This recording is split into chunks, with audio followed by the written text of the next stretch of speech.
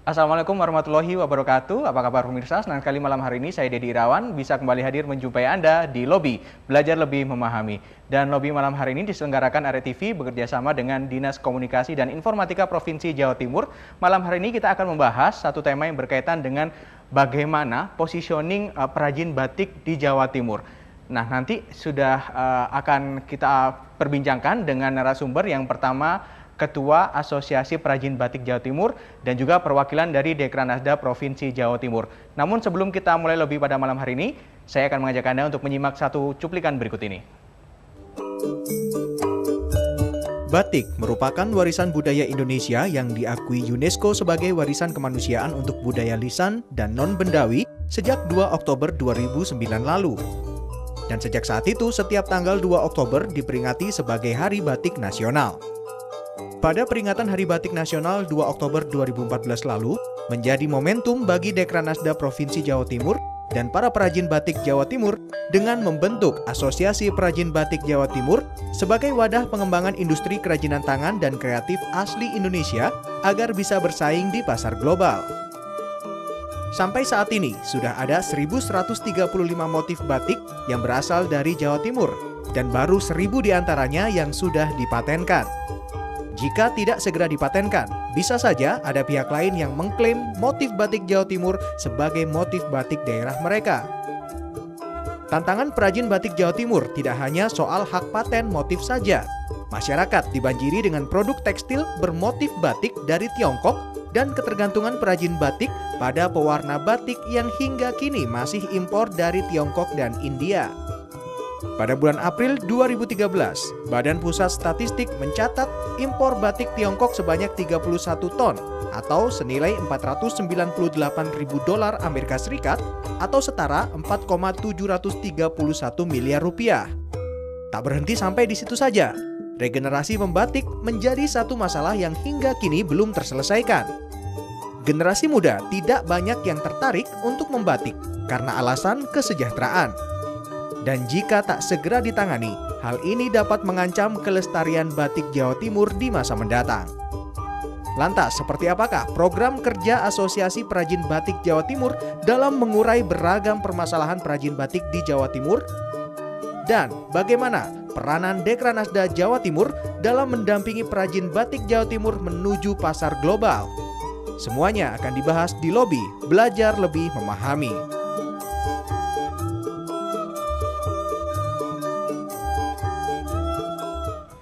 Ya, memperkuat positioning kerajinan batik Jawa Timur, itulah tema untuk Lobi malam hari ini. Dan di samping saya sudah hadir Ibu Putu Sulistiani selaku Ketua Asosiasi Perajin Batik Jawa Timur. Selamat malam Ibu Putu. Selamat malam. Kabarnya bagaimana Bu? Alhamdulillah baik. Alhamdulillah baik ya. Di samping Ibu Putu ada Bapak Lani. Bapak Lani ini adalah pengurus Dekranasda Jawa Timur. Selamat malam Pak Lani. Selamat malam. Kabarnya bagaimana Pak hari ini? Alhamdulillah baik. Alhamdulillah baik ya. Malam hari ini kita akan bersama-sama membahas bagaimana positioning kerajinan batik Jawa Timur untuk menuju pasar global begitu ya Pak ya. Dan Bu Putu, kalau mengingat dalam waktu dekat kita juga akan menghadapi pasar bebas ASEAN dan juga AFTA begitu. Sebelum kita ngobrol yang jauh-jauh, saya terlebih dahulu bertanya ke Ibu Putu, bagaimana Ibu sebagai Ketua Asosiasi Perajin Batik Jawa Timur, kabar pembatik-pembatik di Jawa Timur kabarnya bagaimana Bu saat ini? Alhamdulillah sampai saat ini kami perajin batik Jawa Timur itu tetap bersemangat untuk menghadapi masyarakat ekonomi ASEAN. Karena pada kesempatan sebelumnya ini kami dari perajin batik Jawa Timur sudah diberikan masukan-masukan oleh dinas-dinas ya, di antaranya Dinas Perekonomian, kemudian Disperindak juga, bagaimana kiat-kiat untuk menghadapi masyarakat pasar bebas pada tahun 2015 nanti. Okay. Jadi kami perajin juga kami rasa sudah merasa siap ya dengan masyarakat nanti menghadapi masyarakat ekonomi ASEAN nanti ya Bu ya. Iya. Kalau dari Dekranasda Jawa Timur apa ini? Kalau tadi Bu Putu bilang sudah dipersiapkan oleh Disperindak juga, Dekranas, tentunya dengan dinas-dinas terkait ya Pak Lani. Apa saja yang sudah fasilitas yang diberikan? Pendampingan atau semacam apa Pak? Terima kasih. Dinas Dekranasda Provinsi Jawa Timur dalam rangka melestarikan dan mengembangkan batik yang sudah diakui oleh budaya bangsa Indonesia di UNESCO, itu tekadnya terus menerus untuk mengembangkan dan melestarikan batik. Salah satu di antaranya, masing-masing kabupaten kota di Jawa Timur itu mempunyai ikon sendiri-sendiri, ciri khas sendiri-sendiri yang tidak dimiliki satu dengan yang lain. Itu satu positioning kita bahwa ragam batik Jawa Timur itu tahun 2010 saja sudah mencapai 1120 motif. Bahkan kalau misalnya itu terdaftar semua, kurang lebih barangkali sampai 2.500 motif. Dari sisi motif, dari sisi kekhasan daerah itu punya keunggulan yang berbeda-beda. Contoh misalnya Surabaya, batiknya Bu Putu itu yang terkenal adalah ayam besar dengan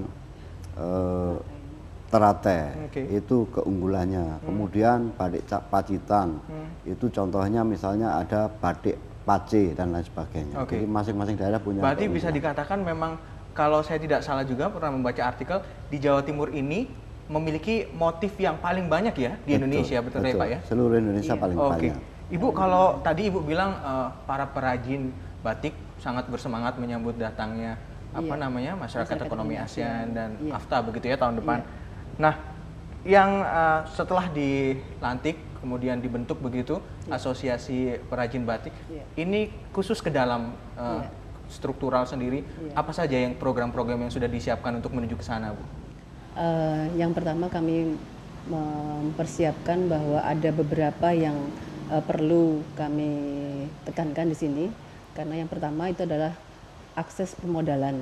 Itu yang penting, karena perajin-perajin di daerah itu tentunya merasa agak kesulitan ya kalau untuk mendapatkan akses permodalan, karena di samping memerlukan satu agunan ya, kalau kita meminjam ke bank atau ke tempat-tempat yang ini memerlukan satu agunan, sehingga itu menyulitkan bagi UKM yang di daerah. Permodalan ya yang paling, permodalan. Permasalahan yang paling banyak ya Bu ya. Iya. Selain permodalan apa itu Bu? Kemudian juga masalah promosi. Masalah promosi, saya rasa juga sudah diberikan juga fasilitas oleh pemerintah Provinsi Jawa Timur, dengan diberikannya kami kesempatan-kesempatan untuk berpameran misalkan di provinsi lain, kemudian di Jakarta terutama. Kemudian yang lebih penting lagi juga masalah perolehan bahan baku. Jadi itu juga menjadi bahan agenda baku ini kami. Kesulitannya apa Bu kalau yang dialami para perajin ini? Bahan baku terutama apa yang paling kesulitan kebanyakan? Sebenarnya bahan baku tuh ada, kalau untuk batik kan yang paling penting adalah malam ya, malam, kemudian kain, kemudian warna. Nah, di antara ketiga itu? Di antara ketiga itu yang paling bergerak lebih cepat harganya adalah malamnya itu. Kemudian yang kedua adalah warna, karena warna ini kita masih import. Jadi warna kita belum import. bisa Dari bikin mana sendiri. Importnya? Dari India, dari Cina, dari Jepang. Ya, dari Jerman itu. Berarti kita masih sangat tergantung ya dari import itu sendiri ya? Iya, bahan warna sangat-sangat tergantung. Jadi maka kami juga para perajin ini menghimbau pemerintah bagaimana solusinya, sehingga apakah mungkin warna-warna itu dibuat di Indonesia. Karena kita kan sebenarnya banyak sekali mempunyai tenaga-tenaga ahli lulusan dari perguruan-perguruan tinggi yang ternama ya, seperti misalkan kalau Jawa Timur ITS ya, atau UNER ya. Itu saya rasa juga bisa menghasilkan peneliti-peneliti yang bisa menghasilkan warna. Ada pertanyaan dari Ibu Putu, tapi dijawab nanti Pak Lani. Ada satu artikel yang mau saya bacakan, ini dari Surabaya.net. Headline-nya adalah tingkatkan kualitas perajin batik Jatim, dirikan sebuah asosiasi. Ini Asosiasi Perajin Batik Jawa Timur yang dilantik pada tanggal 2 Oktober 2014 yang lalu ya. Pak Lani mungkin bisa memberikan jawaban sedikit kalau tadi ada keluhan dari para perajin Jawa Timur tentang pewarna ini Pak. Apakah memungkinkan jika diproduksi di dalam negeri, mengingat ada begitu banyak perguruan tinggi yang mungkin bisa memberikan solusi begitu? Sangat memungkinkan sekali, bahkan sekarang itu hampir di beberapa kabupaten kota itu sudah menggunakan pewarna alam. Pertama adalah kita menggunakan sumber daya lokal yang tersedia di masing-masing kabupaten kota. Yang kedua ya dalam rangka mengurangi import kita pewarna import sintetis. Bahkan para peneliti dan beberapa perusahaan insya Allah akan mendirikan juga pewarna puder di Jombang. Itu kapan itu Pak? Saya kira nggak lama lagi. Tidak akan lama lagi. Nggak akan lama lagi karena sudah ada komitmen dengan pemerintah. Kemudian apa yang disampaikan Bu Put tadi, kesulitan modal itu sama Pak Gubernur Jawa Timur sudah diberi kebijakan bahwa bagi IKM yang visible tapi tidak bankable itu disediakan kredit bunga ringan melalui Bank UMKM. Nah, itu sudah dengar, Bu? Iya. Sudah dengar. Itu yang dari kesulitan modal. Jadi Pak Gubernur dalam rangka mengantisipasi masyarakat ekonomi ASEAN itu sudah memfasilitasi berbagai hal. Contoh misalnya dari sisi katakan selain permodalan mungkin nanti dijawab di segmen selanjutnya ya Pak Lani. Kita harus jeda dulu dan pemirsa tetaplah bersama kami, Lobby akan segera kembali sesaat lagi.